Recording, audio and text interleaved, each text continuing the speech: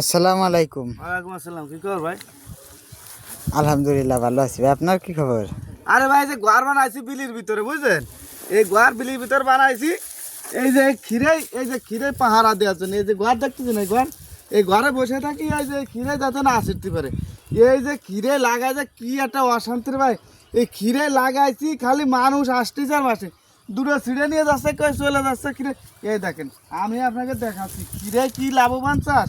এই যে খিরে দিয়েছেন, এই যে প্রত্যেকটা জালিতে খালি ভরপুর দর আর দর, বুঝলেন? এই যে দর আসতেছে এইভাবে আছে, এই যে খালি পুরো এই যে খিরে গাছ, এই যে সব তো খিরে গেছে। এই যে সব যে খিরে গাছ লাগাইছে, এই খিরে গাছ মানুষ খালি আসে আর খালি খিরেই ছেড়ে।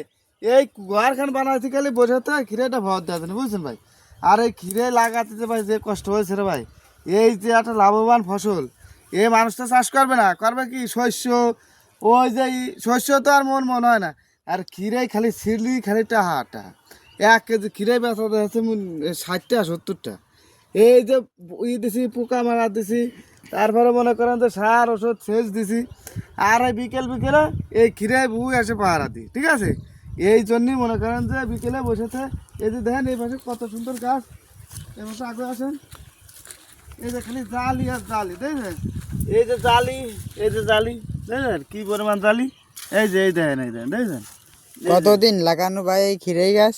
এই যে 2 মাস এখনো পুরিনি, ঠিক আছে? 2 মাসের কিছুদিন 2-1 দিন বাকি আছে। তো এই খিরাই গাছে মনে হয় লাভবান, ঠিক আছে? খিরাই গাছ চাষ করতে পারলে বুঝে শুনে, এই খিরাই চাষটা খুবই আমাদের মতো গ্রামে যারা চাষ করে, এদের এই খিরাই চাষ করাটা এই মৌসুমে আমার মনে হয় ভালো। আমি বেশি টুকু চাষ করিনি, সামান্য 3-4 কানে চাষ করেছে খিরাই। এই খিরাই যে চাষাবাদে যে পরিমাণ সার, যে পরিমাণ কীটনাশক বা অন্যান্য ফসলের থেকে এই খিরাই চাষটা ভালো। আপনি যদি স্কিপ করেন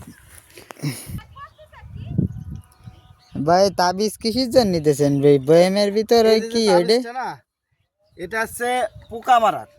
এই তাবিজটা দিলে এই যে 10 থেকে 20 ফুট পর্যন্ত যতগুলো পোকামাকড় থাকবে, সেই পোকামাকড় এর ভিতরে এই যে ফ্লেভারটার ভিতরে শুকলে আসবে। আসার পরে এই যে এখানে সুন্দর করে ডিটারজেন্ট দিয়ে পানি রাখা আছে।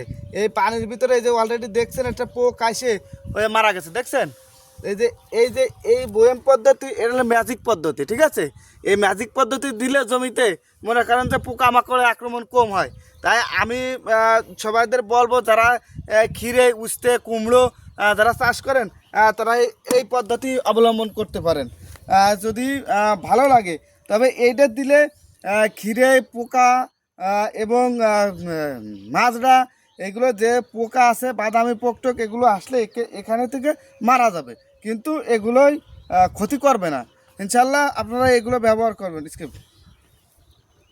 ভাই আমি তো জানি এই তাবিজ দুটো দিতে হয়, তা আপনার আর একটা কই? এই যে একটা, ওই যে পাশে আর একটা দেওয়া আছে, এ পাশে মাঝে আর একটা দেওয়া ছিল। দুটো দেওয়ার কারণ কি ভাই?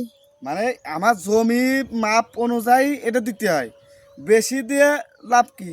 আপনার যতটুকু পরিমাণ লাগবে ততটুকু দেওয়ার চেষ্টা করবেন, এবং কৃষি অফিসার যারা আছে তাদের সাথে যোগাযোগ করবেন, অথবা যারা এই যে সার ওষুধ কীটনাশক বিক্রি করে এদের সাথে যোগাযোগ করবেন, অথবা ভালো কৃষক যারা, তাদের সাথে পরামর্শ করতে পারেন। এবং যাতে আপনার ফসলটা ভালো হয়, আপনার সবজিটা ভালো হয়, এবং এই যে খিরাইটা যাতে ভালো হয়, সেভাবে কথা বলে আপনারা চাষ করতে পারেন। ইনশাল্লাহ লাভবান হতে পারবেন।